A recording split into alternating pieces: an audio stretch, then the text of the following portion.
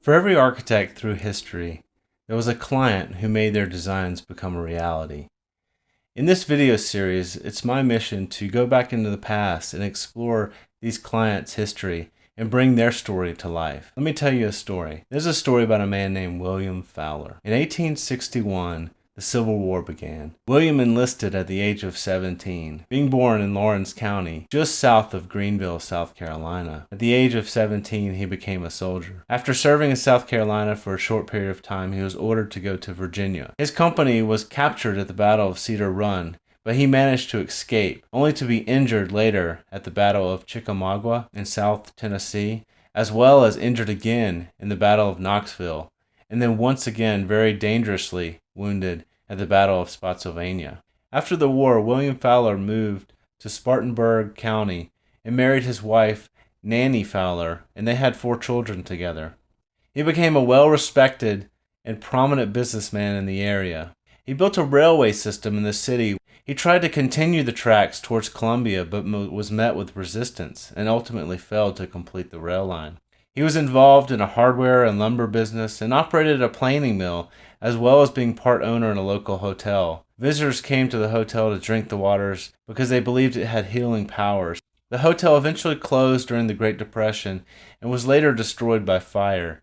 The access the train travel provided to rural South Carolinians made it possible for them to experience the latest trends in construction and design. More importantly, though, it allowed for transport of milled lumber and wooden architectural detailing to a lot of the rural areas. Access to lumber yards allowed rural residents to embellish and expand and even construct their homes in the latest styles and trends. At the age of 57, William decided to build a home for himself and his wife. As William searched for a design to build for his family, he came across a book called Modern Dwellings. Thumbing through the pages, he stumbled on a house titled Hard to Beat. The house was advertised as costing between $2,400 and $2,600 to build. $2,600 is roughly equal to $422,000 today. The description in the book said, "It's hard to imagine a home more beautiful than this one, from every point of view.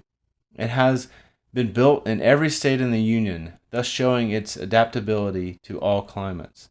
The 3 front rooms and hall are in oak, with paneled wainscoting. All the other rooms are in natural pine.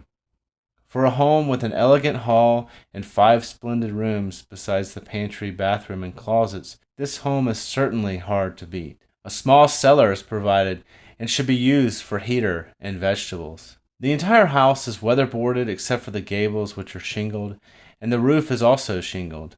There's an art glass circle transom in the central part of the triple window in the dining room, and the dimensions are 50 feet in width by 58 feet in depth. The stories are 10 feet 6 inches and 9 feet, all finished very completely throughout. After discussing this with his wife, he contacted Barber Architects and ordered the set of drawings. The plans cost him $37, plus the fee to revise the drawings to meet some of his personal goals. So that's roughly $7,000 today. He mirrored the house as well as simplified a lot of the detailing, and the ceilings were built to 12 feet on the main floor and 10 feet on the second floor. He added a porte-cochere on the north corner as well as a second chimney. Family tradition says that William Dixon Fowler built the house himself with the help of family and friends.